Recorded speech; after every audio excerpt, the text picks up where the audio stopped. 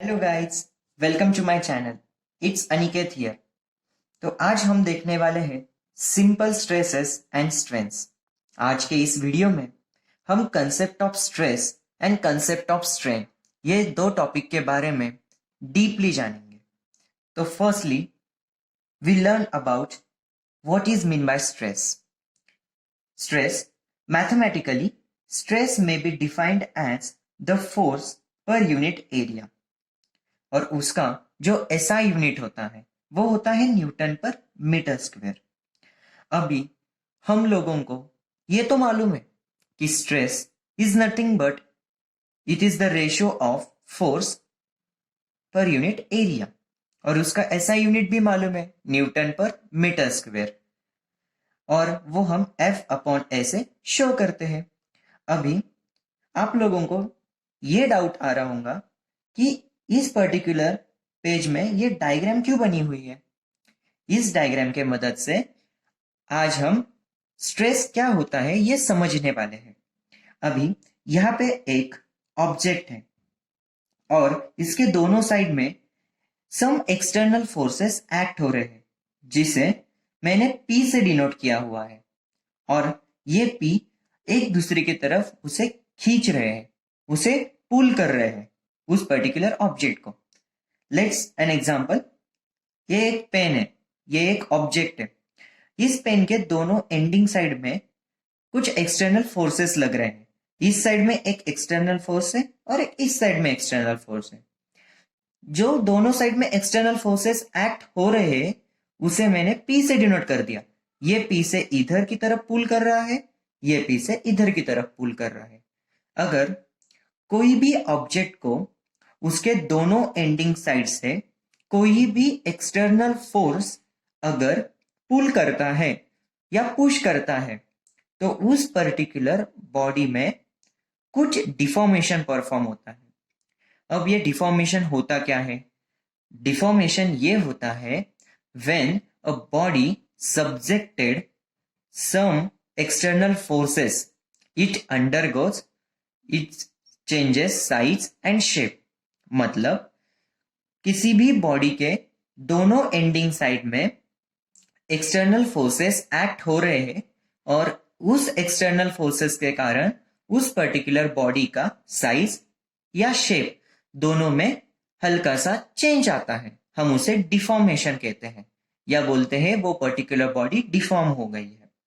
But यहाँ पे diagram में आप में दिख ही रहा होगा कि अगर यहाँ पे एक सेकेंड नंबर की जो बॉडी है उसमें P ये एक्सटर्नल फोर्सेस पुल कर रहा है उस पर्टिकुलर बॉडी को, मतलब वो बॉडी में सम डिफॉर्मेशन परफॉर्म हो रहे हैं। लेकिन हर एक बॉडी के अंदर उसका खुद का एक रेजिस्टिव फोर्स होता है और वो जो रेजिस्टिव फोर्स होता है वो रेजिस्टिव फोर्स उस पर्टिकुलर डिफॉर्मेशन को अपोज करता है। मतलब उस पर्टिकुलर बॉडी में सम एक्सटर्नल फोर्सेस के कारण जो भी डिफॉर्मेशन परफॉर्म होने वाला था वो इस रेजिस्टिव फोर्सेस के कारण अभी हो नहीं सकता। मतलब ये जो रेजिस्टिव फोर्स है वो डिफॉर्मेशन के अगेंस्ट काम करता है और ये हर एक बॉडी के अंदर होता है, इसलिए वो पर्टिकुलर बॉडी डिफॉर्म नहीं होती। इसी को हम स्ट्रेस बोलते हैं। मतलब द फोर्स ऑफ रेजिस्टेंस, मतलब ये जो रेजिस्टेंस है ये आर है, ये एक प्रकार का फोर्स होता है जो फोर्स डिफॉर्मेशन को अगेंस्ट करता है। The force of resistance offered by a body against deformation is known as stress. Okay, ये हो गए सिंपली स्ट्रेस की डेफिनेशन। जैसे कि मैंने बताया था what is mean by stress, the force of resistance offered by body against deformation. मतलब उस बॉडी के अंदर जो भी रेजिस्टिव फोर्सेस रहते हैं उस पर्टिकुलर डिफॉर्मेशन को अगेंस्ट करते हैं, अपोज करते हैं, उसे हम कहते हैं stress.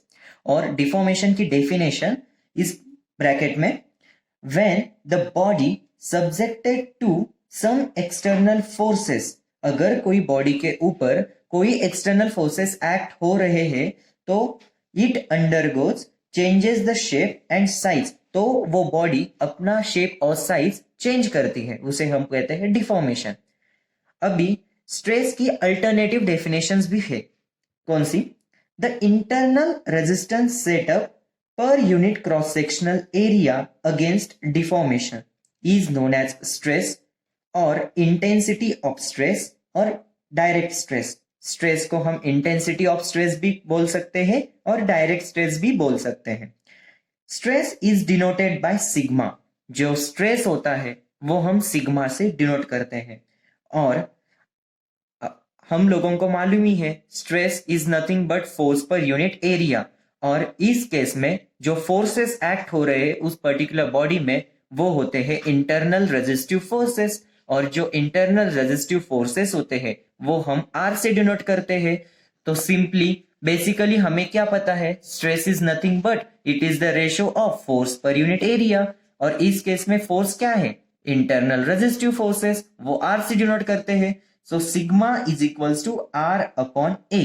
Are is nothing but resistive forces, A is nothing but area of cross section. Then in an equilibrium condition the internal resistance, मतलब जो internal resistive forces होते हैं जो R से डिनोट किए होते हैं वो इक्वल हो जाते हैं एक्सटर्नल लोड के कारण। जो P से डिनोट किया है, external load means external forces, मतलब कोई भी बॉडी के ऊपर जो एक्सटर्नल फोर्सेस एक्ट हो रहे हैं हम उसे कहते हैं एक्सटर्नल लोड, जो कि यहाँ पे P से डिनोट किया है। मतलब वो कंडीशन कौन सी हो जाएगी, R is equals to P। और अपना फॉर्मूला क्या इससे निकल करके आएगा, सिग्मा, जो कि स्ट्रेस को डिनोट किया जाता है। Sigma is equals to R upon A is equals to P upon A। P और R ये इक्विलिब्रियम कंडीशन में इक्वल होते हैं, और स्ट्रेस का यूनिट होता है 1 पास्कल, जो 1 pascal is equals to 1 newton per metre square, और 10 टू द पावर 6 पास्कल होता है 1 न्यूटन पर मिलीमीटर स्क्वायर, और इसे हम स्ट्रेस का यूनिट कहते हैं। Normal stresses. अभी नॉर्मल स्ट्रेसेस होता क्या है, the stresses which are act normal to the plane. जो स्ट्रेसेस एक पर्टिकुलर प्लेन में नॉर्मल होते हैं, मतलब उस पर्टिकुलर प्लेन को, अगर ये प्लेन है, इस प्लेन में परपेंडिकुलर स्ट्रेसेस एक्ट हो रहे हैं तो हम उसे कहते हैं normal stresses. The stresses which are act normal to the plane on which the forces act are called normal stresses. और नॉर्मल स्ट्रेसेस को हम डायरेक्ट स्ट्रेसेस भी कह सकते हैं। Normal stresses are 2 types.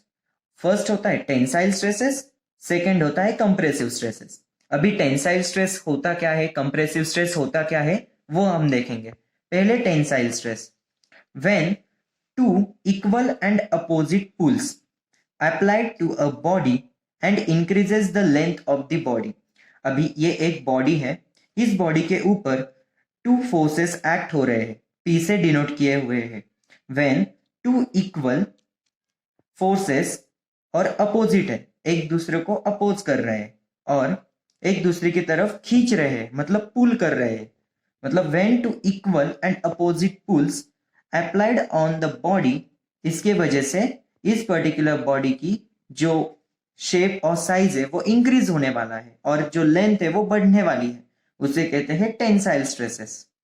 अभी compressive stresses, compressive stresses exactly opposite होता है टेंसाइल स्ट्रेसेस में।